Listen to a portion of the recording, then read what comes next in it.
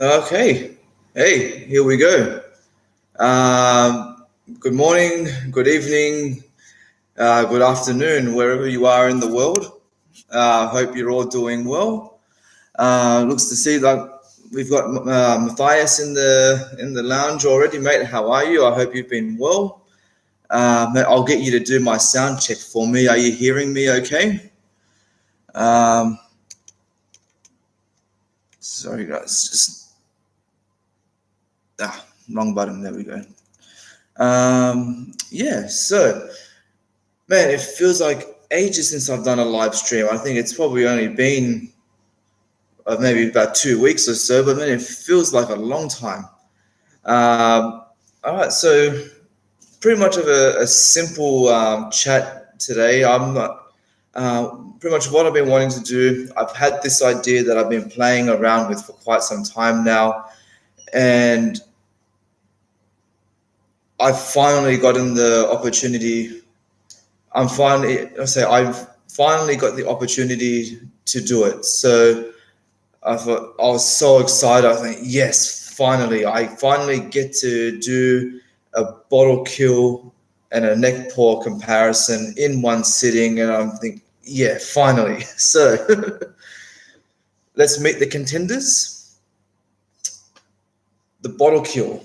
Yep, that's the Longbranch, Wild Turkey Longbranch bottle kill going up against the neck paw.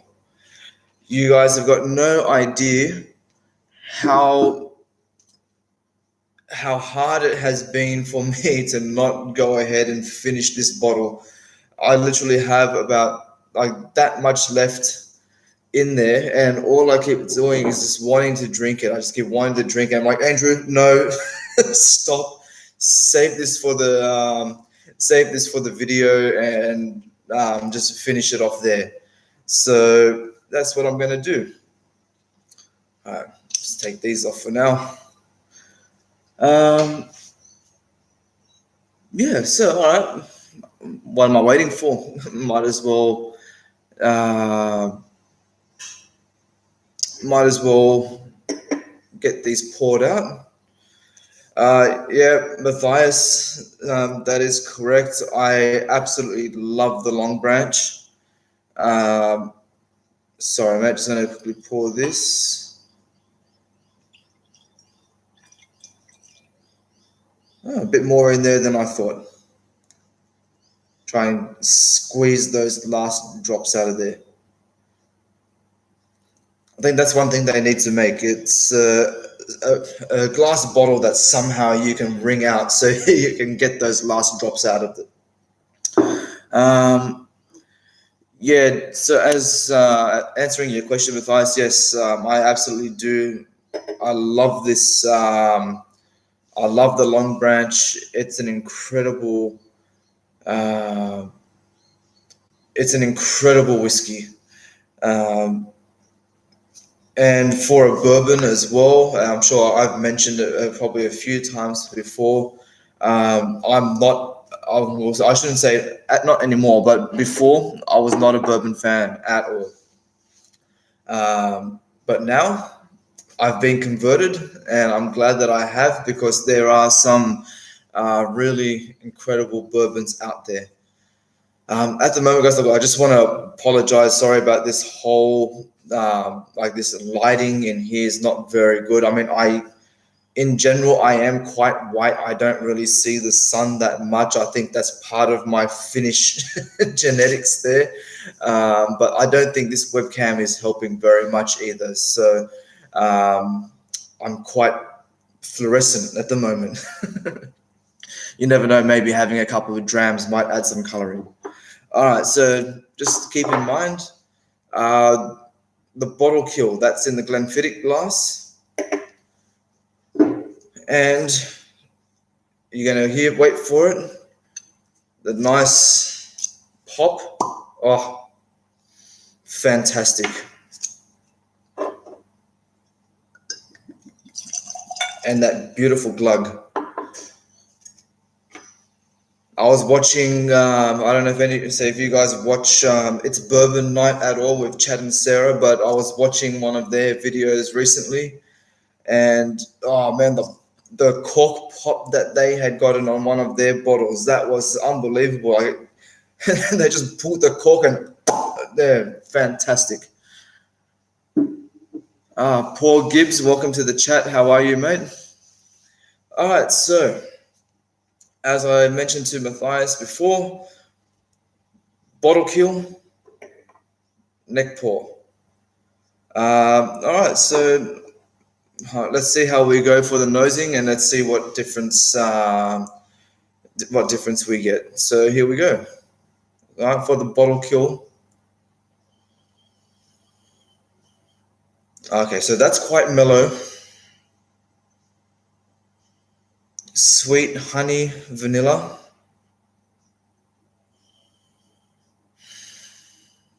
I remember probably about halfway through the bottle, I remember this having a bit more of a minty note to it, but that seems to have gone at the moment.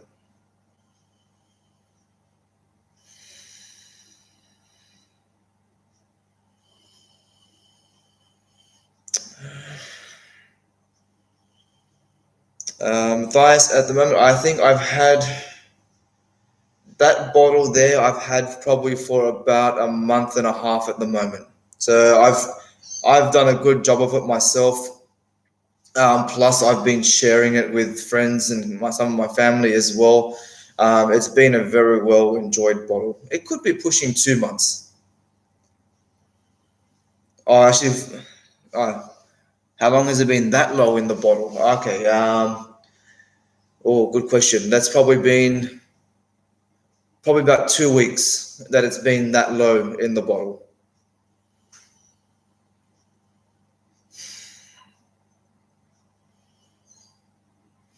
Still has a very fresh note to it.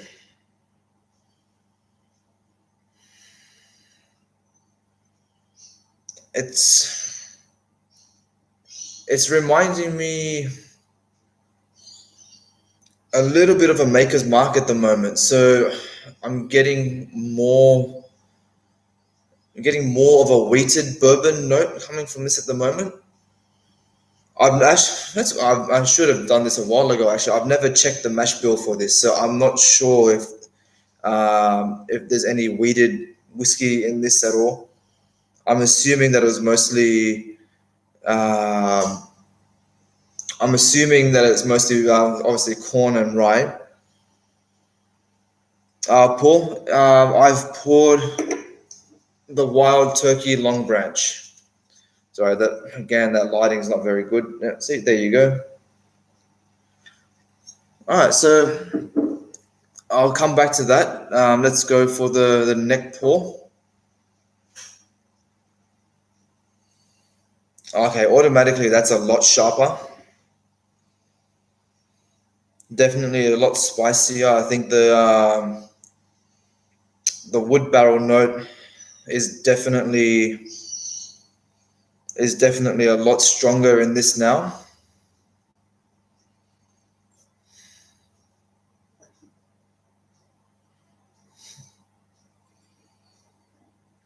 Yeah, actually, side by side, I think I was probably expecting much more of a difference.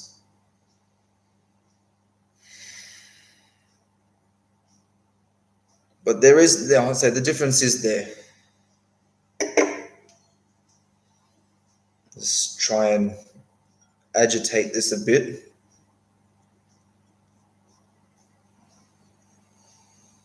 Okay, so yeah, the barrel note's much stronger. One thing I didn't notice before, I think when I bought my first bottle of this, I didn't realize that this is actually aged 8 years. And obviously, say for a bourbon, that's actually quite a long time when you consider that majority of the bourbons I find are usually between, say, between 1, 2, and 3 years of age. This one, they've gone a bit further on and aged it for 8. So yeah, that's got some years on it. This actually also has a bit of that. I'm trying to remember it. I think there's been a few other channels that have mentioned this lately. You know that smell when you get on say on a hot day when it rains, and when you get obviously all the rain that just starts evaporating off the hot road, you get that smell from the rain. That's what I'm getting at the moment from the neck pour from the neck pour glass.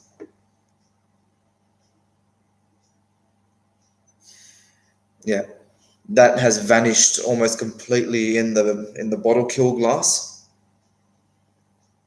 I agree, Matthias. It is absolutely beautiful. I've had, actually, yeah, Paul. I've been meaning to try the 101 myself for quite some time. It goes on sale regularly here, and annoyingly, I haven't bought myself a bottle yet. I've only for myself at the moment. I've only tried the Long Branch, and the regular Wild Turkey release. And previous to that, um, I had a mild introduction into Wild Turkey when I had bought Starward. Starward is an Australian whiskey brand, and they released a barrel bourbon finished whiskey where they had aged their main whiskey line for 2 years each in Wild Turkey and Maker's Mark barrels. Now, the awesome thing with that was recently I had bought my very first bottles of Wild Turkey and also the Maker's Mark, and you could smell those different bourbons in that whiskey. So that was incredible. All right, guys, what do you reckon? Shall I get in onto the palette and see how we go? You want to, or should, yeah, I think we'll definitely do that now. I'll try and see if I can pick anything else out.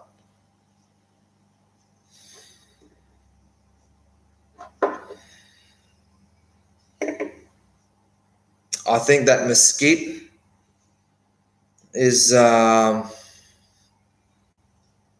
there is definitely like a more smokier wood note to the neck pour as well, which I believe should be the mesquite that they've used to help age this whiskey.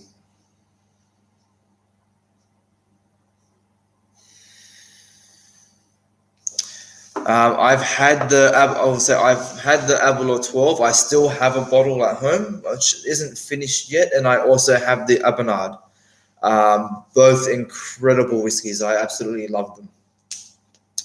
All right, so time to get onto the palate, and let's see how we go. So again, Glenfiddich glass is the bottle kill. I'll start it, and I guess the reason why I'm starting off with this one is that since I believe that this one should be the more mellow, I don't want the neck pour to wipe out the flavors of this of the bottle kill glass. So let's see how we go. Kippis.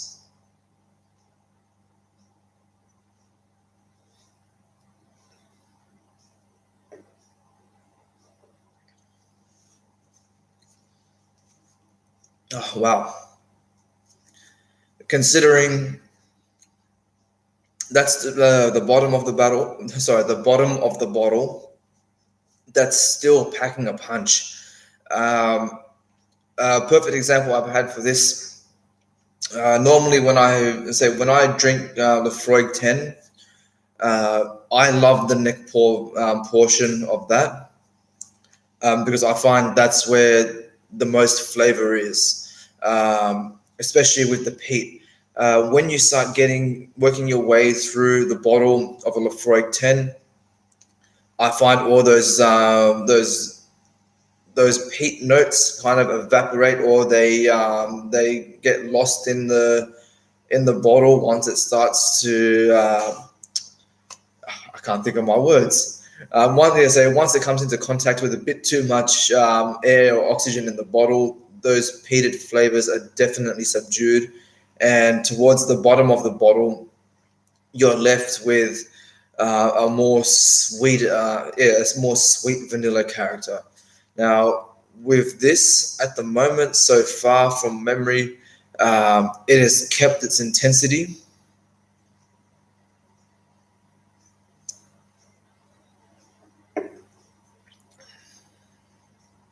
Though now it is tasting a bit watered down to a certain degree. It does have that mintiness there. That's a lot of.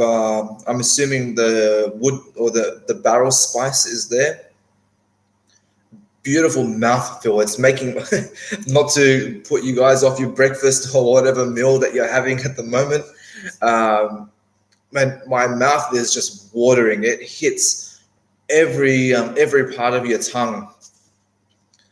Oh, well, that's a beautiful whiskey.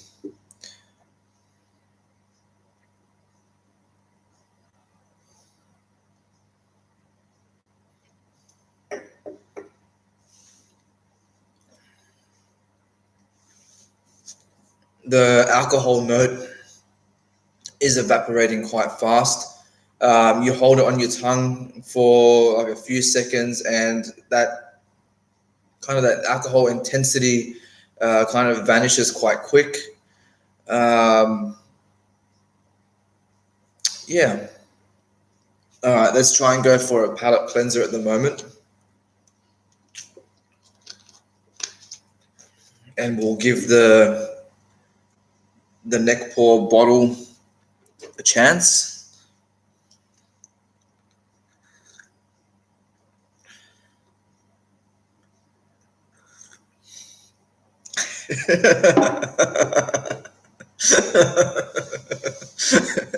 Oh, you've got me in my natural habitat. Oh, that I wasn't expecting. Good one, Matthias. uh, all right. Time to go for the neck pour and see how we go. Can you hear the wildlife? We got some birds that have finally decided to wake up. The sun has actually just started to rise outside at the moment. Okay, it's currently 6:33 a.m. if you're wondering.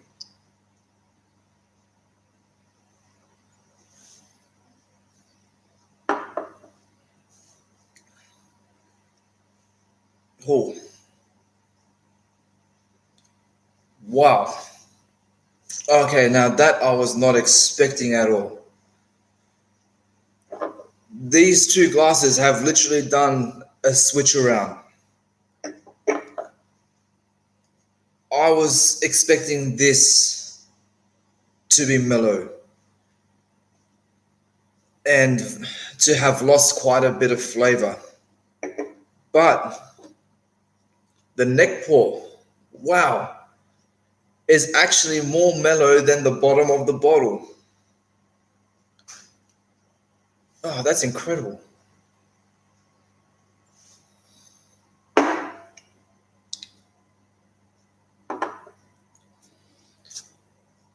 Wow, I was not expecting that. There is actually more flavor complexity in the bottle kill than what there is in the neck pour. Now, I have to say, I was not expecting that whatsoever. Man, that's incredible. All right, so I'm getting a bit of a burnt wood note there. Again, vanilla caramel's coming through quite strong. That minty spike is there, but it's yeah, that minty spike is there, but it's a lot smoother. Where in the bottle kill, it was a lot more prominent. So Matthias is saying probably because the neck pour is fresh and the bottle kill has had more time to open up, interacting with the air in the bottle. That I have to say you're 100% correct.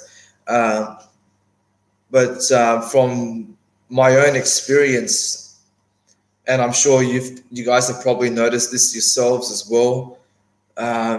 Generally speaking, the neck pour is usually going to be a lot. It's going to have a bit more punch to it. It's going to usually be more, I'll say, or less refined. I usually find that it's the neck pour is generally more intense. Um, but yeah, this is much sweeter, much mellow, much more mellow.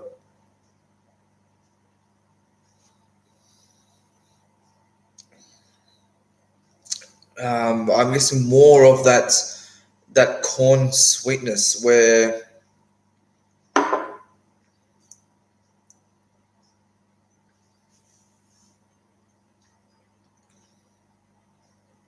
wow, yeah, that look, I haven't had any, or not that I haven't had any rye whiskey. I haven't tried all that much, um, but I have to say that I believe that the rye content on the bottle kill glass is actually more intense than what the um, yeah, than what the neck pour is, and that's absolutely incredible. So just going back to one of the previous comments where Matthias, you're saying he slowly approaches his prey, no mercy.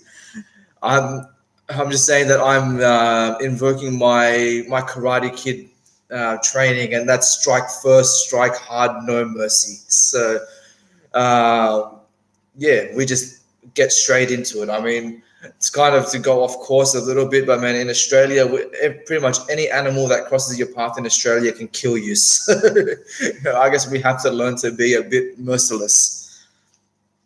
Um, Paul Gibbs saying the way a whiskey changes throughout its life once opened is fascinating. Yeah, that's right. It's absolutely incredible. And Matthias, you're also saying yes, the neck pour is often more in your face, and the lower it drops in the bottle, it mellows. Have a Balvenie that's scratching the bottom and it's getting a bit flat. Yeah, that's how I usually find the Freud 10, and that's why for me I prefer the first half portion of the Lefroy 10 in comparison to the lower half of the bottle. That's not to say that I don't enjoy the whole thing. I love getting that flavor complexity, but at the same time, for me being a peat head, I want that peat hit, and I would love that to be able to stay throughout the whole bottle. But unfortunately, I guess the laws of physics take place, and it doesn't allow that. So yeah,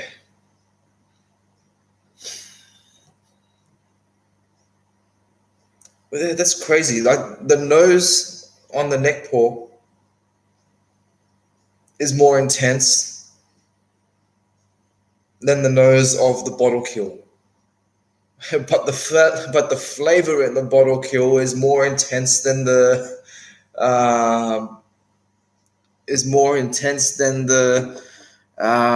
than the neck paw. And I would love to be able to tell if there was a batch variance in this, but there's some numbers here: 223411. That same numbers. I guess that doesn't mean anything. But yeah, that would have been one really cool thing if there was a like a batch number on these or something of that description. So there you go, guys. If anybody from Wild Turkey is watching this in the future, um, yeah, please put a batch number on these. Oh. All right. It seems like Matthias is channeling his inner Matthew McConaughey. Man.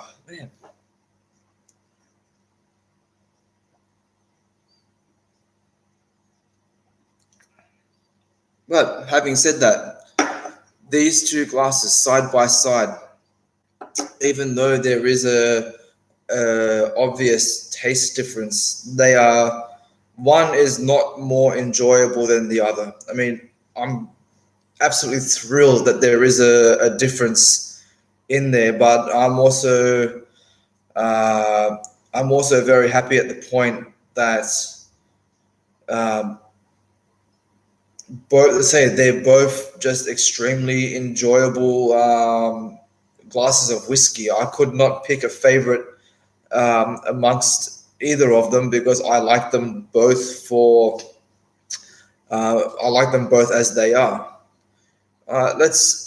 I've got a bit left in the glasses, so stuff it. I'm gonna pour a couple of drops of water into them, and let's see how that goes.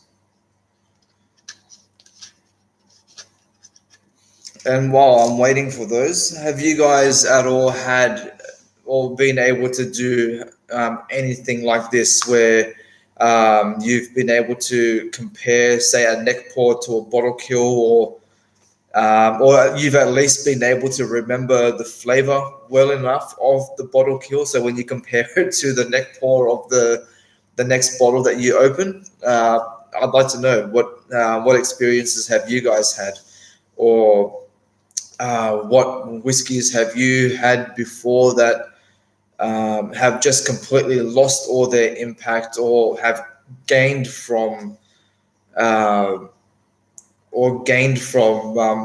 getting to the bottom end of the bottle. Excuse me. All right.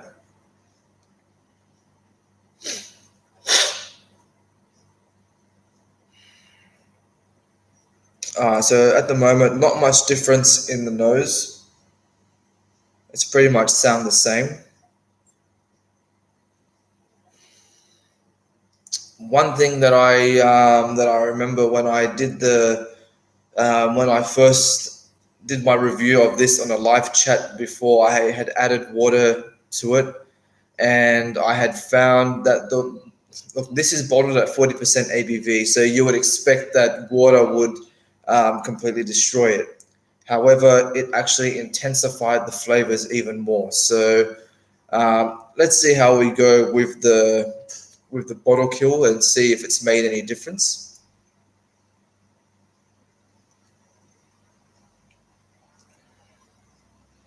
Okay, so now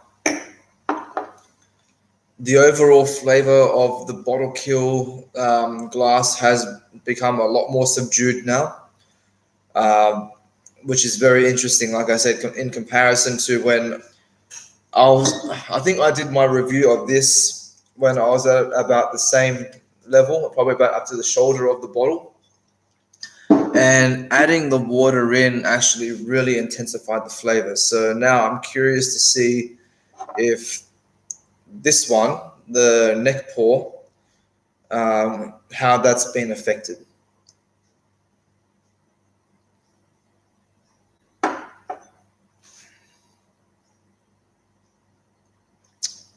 Yep, again. Okay, so now they've flipped around again. So, oh man, this is like a roller coaster of a whiskey experience. I'm blown away by the diversity in these glasses at the moment. The neck pour on the nose started off more mellow. The taste was more intense, and now that I've added the water into it, it's mellowed down again. Then you've got the neck pour on the other hand, uh, a lot spikier in the nose, but more mellow in the taste. And as I've added the water into it now, it has become more intense in flavor. And these are throwing me around. I was not expecting. Um, oh yeah, my expectations of this little test have been blown apart completely. Let's see what's going on in the chat. Okay. Matthias is saying Dalmore 12 is getting watery to me. Don't know how.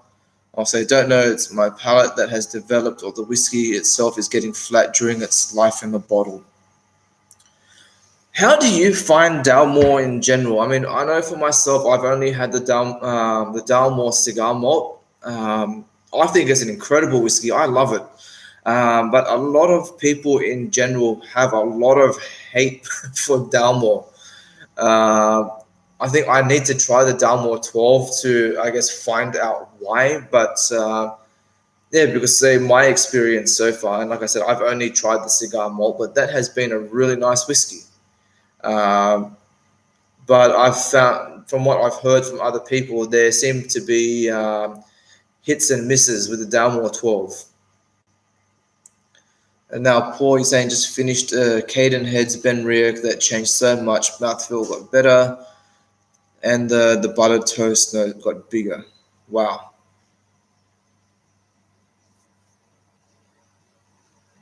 man, that must have been an incredible transformation. Did you notice that happen progressively, or pretty much at certain points of the bottle, the flavor just changed drastically?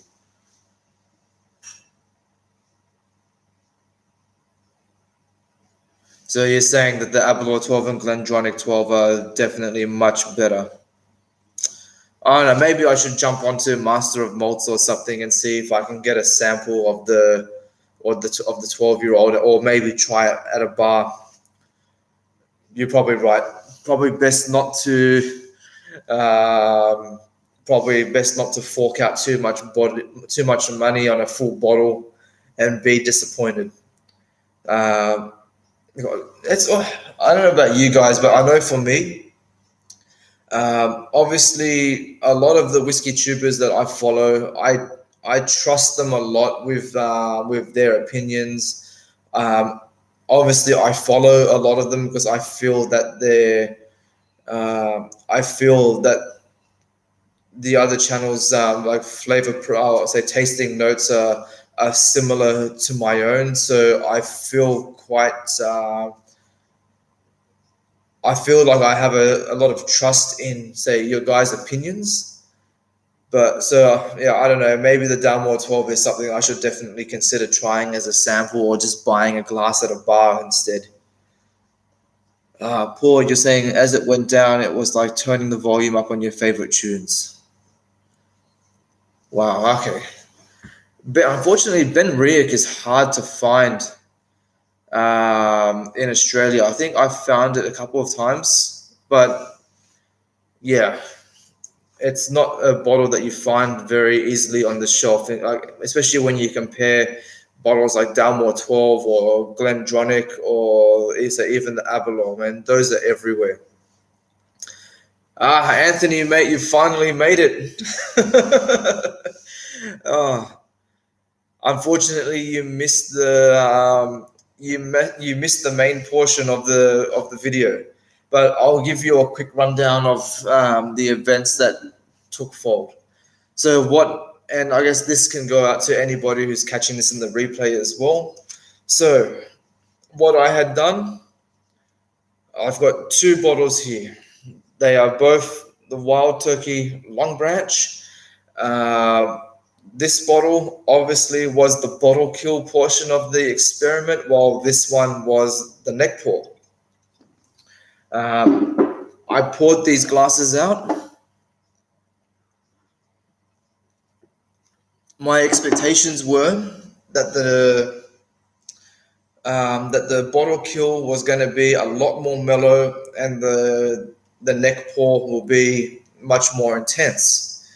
Well, we've been going on a journey over here, and our tasting has been an incredible experience.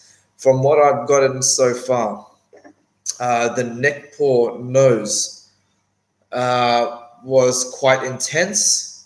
Um, Sorry, the bottle kill nose was quite mellow.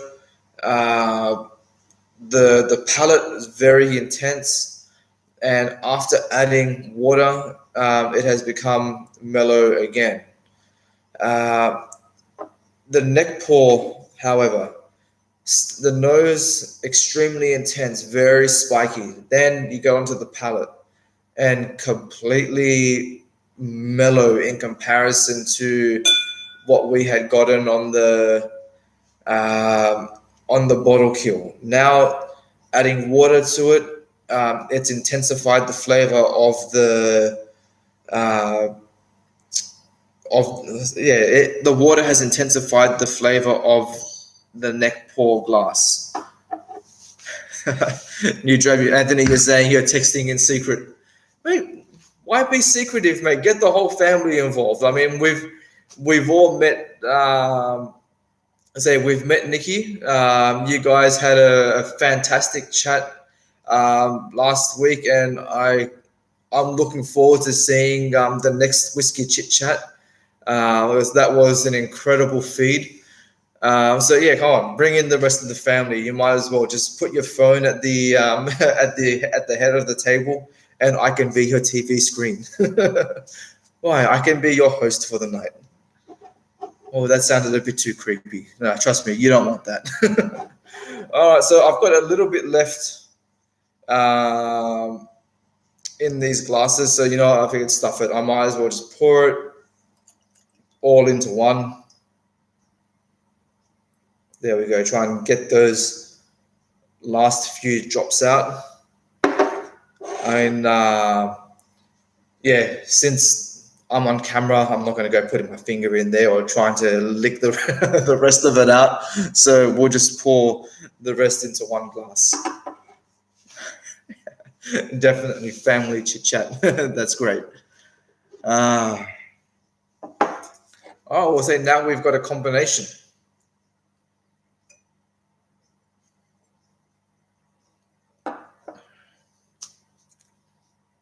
And it is literally a halfway point. It's a little less. It's a little less intense. It's a little less mellow. So it's a nice. It's a nice balance there. Do we get much Jura? Yeah, we do actually. I think we've had, from what I've seen, we've got the superstition. There's been a few other expressions, but I personally haven't tried any of them myself. I've been wanting to, but it's the frustrating thing for me is that, as I mentioned earlier, with a lot of the channels that I follow, unfortunately, Jura has not really gotten a big rap, and I will say when I'm out buying whiskies, I'm generally, as much as I don't want to, I want to be able to try as many whiskies as I can and build my own interpretation on them. But unfortunately, I guess I am only human, and I'm sure you guys get the same thing. I fall into the trap of being, you know what, say Roy Aquavite or say Rex and Daniel over at the Whiskey Vault. They didn't rate this one too well. I don't think I'm going to like it, so I go for the bottle that's sitting next to it. But one day I think I'm just going to have to bite the bullet and just give them a go. The unfortunate thing I keep harping on about this, but unfortunately in Australia, whiskey prices are not cheap. I get quite envious when I hear what other people say in what people pay in other countries for their whiskey, and it's so much cheaper than what we get here. It's unbelievable. So you're finding that there's a similarity with Dalmore and Jura. That's interesting. Have you guys ever tried those two bottles side by side at all to see like what the comparison is actually like, or are you kind of just going off by memory?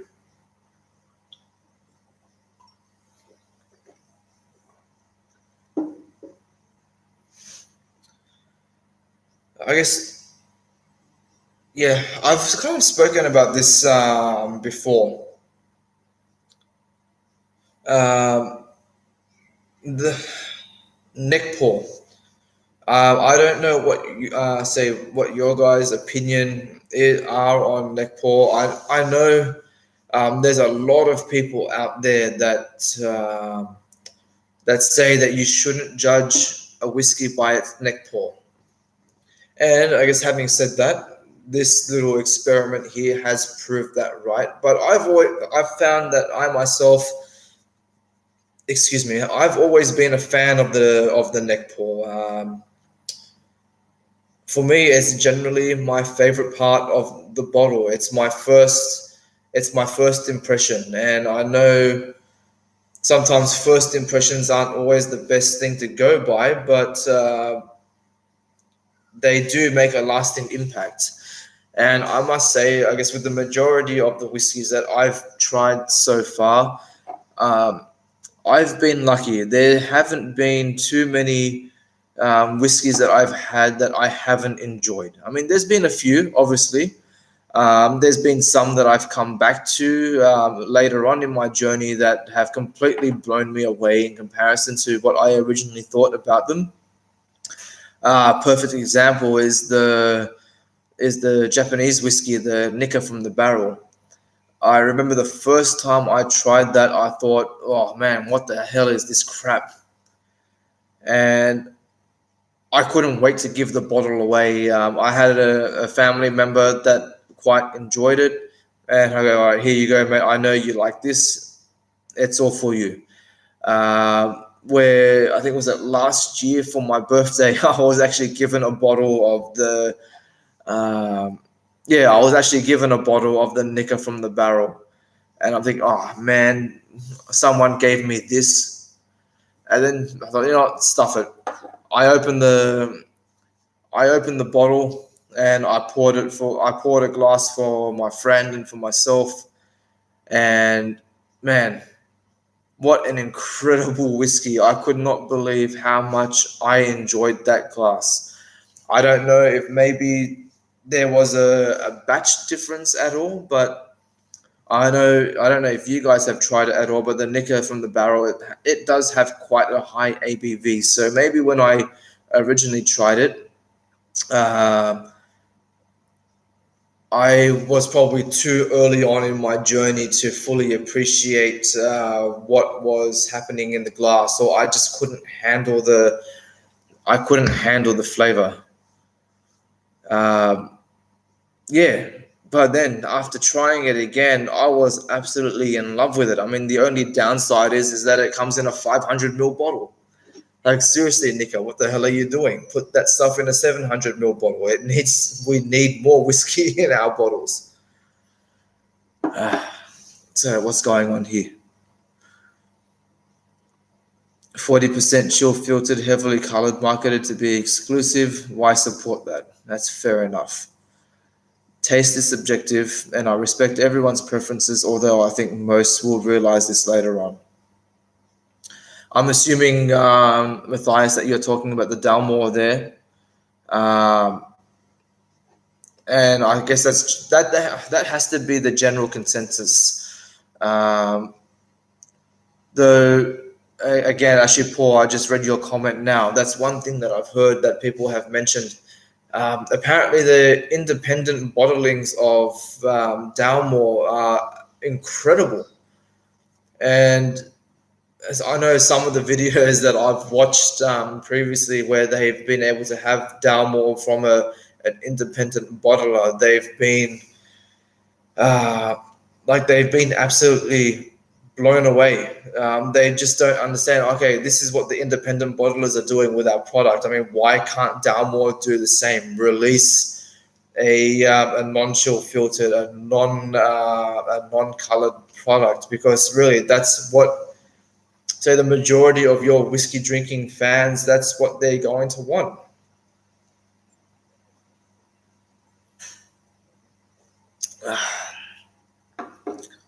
At the end of the day, the majority of us anyway are all about that natural presentation.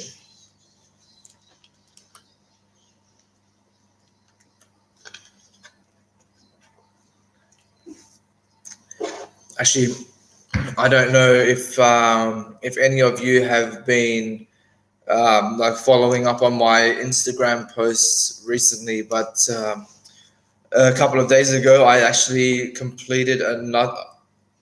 I yeah, sorry. Um, I re- I recorded a whole set of reviews recently of the Loch Lomond whiskies, and the awesome thing with that was they'll say there was three bottles. There was the original, the 12, and the 18-year-old Loch Lomond expressions. The first one, the original, had been colored. They didn't mention anything about chill filtering on it at all, so I'm assuming that it had been chill filtered. Um, a very nice whiskey, very simple in flavor, but uh, in comparison um, to the 12 and the 18-year-old, which were natural coloring, non-chill filtered, higher ABV, man, those bottles just ticked pretty much every single bottle. Those bottles pretty much ticked every single box that the majority of us whiskey drinkers will go for, where we want a higher ABV. We want, look, age statement to me is generally not an issue, but if you're after age statement, that was there. Non-chill filtered and natural color. I mean, that pretty much ticks all four boxes of Aquavita's test. Um, yeah, so it's got everything that you could want in a bottle.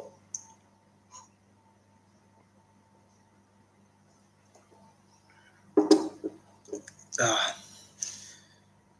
yeah, the Bunnahabhain 12, that's incredible whiskey. Absolutely fantastic.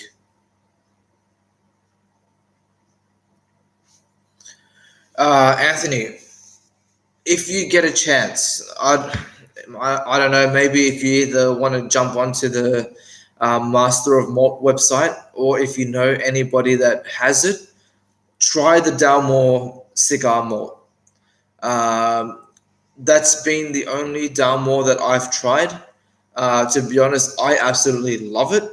I've seen other whiskey channels review it, especially those that I respect have also received it pretty well. So, look, if you're up for it, I know that having the experience that you guys had probably has turned you off Dalmore for now. But if you're up for it, or if you ever get the chance, definitely, I do suggest that you give the cigar malt a chance, because I don't know. In my opinion, I feel that it's worth it. The good thing is now as well, and unfortunately, I think I've started doing this a bit too much in life. I've I set my standards very low. Whether it's like for a new movie, especially like the new like Marvel movies, for example, that I'm watching, or whether or say with certain new whiskies that I try. I generally try to set the bar very low, especially if I haven't heard good things about it, or if I've tried previous expressions that I didn't think were all that great. Uh, I have found that setting those low expectations, it really helps, because at least you know that when you try something else, really your impression shouldn't be able to go lower than what it originally is, if that makes sense. So I reckon you should be able to have better experiences with maybe some of the other expressions. Oh, bloody hell, man! This webcam is absolutely crap.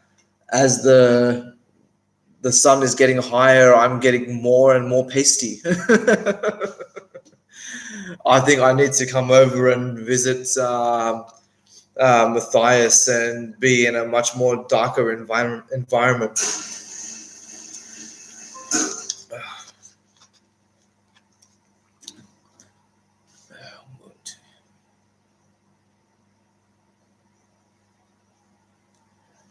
That's exactly right, Anthony. There are so many other whiskies out there. Um, yeah. I guess the one thing that we can say is that there's too many whiskeys and not enough time. And yeah, definitely, Paul. I think that's some great advice there. Uh, Maybe one thing that you should try, Anthony. I guess maybe this could be. I don't know. I don't want to tell you what to do with your live streams, but maybe that's something that you can do for your live streams. Uh, I guess personally, can probably set up a few different glasses and get Nikki to try them. Um, but maybe do it down the track when she's probably less probably not expecting so much. Throw in the Dalmore and see how she goes with it. That's if you still have anything left in the bottle. So that could be an option for you guys to play with. I've found that unfortunately, I don't really have anybody to kind of set up a blind tasting for me. So I find that trying to do it myself, as much as I want to, is a little bit pointless. But yeah, I reckon definitely do a blind challenge. I guess 1 week you can give the challenge to her, and then the other week she can give the challenge to you, and see how you guys go.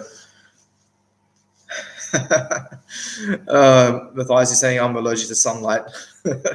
I'm guessing you guys are probably a bit too close to Norway with all those death metal all those death metal satanic metal bands hanging around too much. Not that that's an issue. I love me some good metal. All right, guys. We've hit almost the 52-minute mark. I think for now I'm going to call it a day. I've covered pretty much what I wanted to go for so far. I hope you guys have enjoyed the chat so far. Just to summarize, I could not believe how this test went. I have to say that it was better than I was expecting. To be honest, I wasn't expecting to have such contrasting flavors, and I think this is definitely going to be a reoccurring test if I can. I'll definitely have to try this out again with other expressions. Maybe I should. I say I only just yesterday I bought myself another bottle of Lafroig 10 because it was on sale. So I ended up buying another bottle of the Lafroig 10. The awesome thing with that was that I was able to buy one of my favorite whiskeys on sale on World Whiskey Days. So that was really, really good. So I don't know, maybe I should try and grab another bottle soon before it all sells out. And maybe I can do another test with that. The other one that I want to do now, and I mentioned this in a previous chat. I've been a peat head for a long time now. As I've mentioned, one of my favorite whiskeys is the Lafroig 10. Having said that, I also love the Lagavulin 16 and I love the Ardbeg 10. Now, what I want to do is to do a side-by-side comparison of those three whiskeys. I am really going to have to force myself to be as subjective as possible. Because from what I've tried at the moment from the Islay distilleries that I've had, those three have still been my favorite. I say my favorite whiskeys of Islay so far, and I think I'll have to finally do that test where I will try to say Lafroig. I've got fond memories of Lafroig, and I think that's been the biggest It's been the biggest reason as to why that has been my favorite for a long time. So I'm gonna have to really try and go just on flavor profile alone, and I'll definitely pull that one up on a live stream, or maybe even try it on a premiere. I'll have to give that a go. The other one as well that I've got planned, hopefully I'll be able to get around to doing it soon. Man, this sunlight is just washing me out completely. Bloody hell. That's horrible. That's no better. Man, that is absolutely crap. Hold my hand up. Yeah, sorry guys. The other one that I want to do as well. Now that I have the Lagerfüllen 8-year-old, 9-year-old, and 16, I'm definitely going to do a comparison with those. I'm also hoping to. Hopefully, I'll have this in the set as well. Recently, my local Costco store have released the 2018 version of the Lagavulin 12-year-old. So hopefully they haven't sold out on that. Hopefully they haven't sold out of that yet. Unfortunately, at the time when I went, I wasn't able to afford it. But I'll definitely, if they still have it, I'm gonna grab a bottle, and then I'll have 4 expressions to try. All right, Anthony, mate, thank you for dropping by. Please give my best to the family, and I hope you enjoy the rest of your night. All right, guys, so I'm going to wrap it up. Thank you very much for joining me in the chat. I look forward again to seeing you. I look forward to seeing you all again soon, and I'll join you all on the next live stream. Kippis.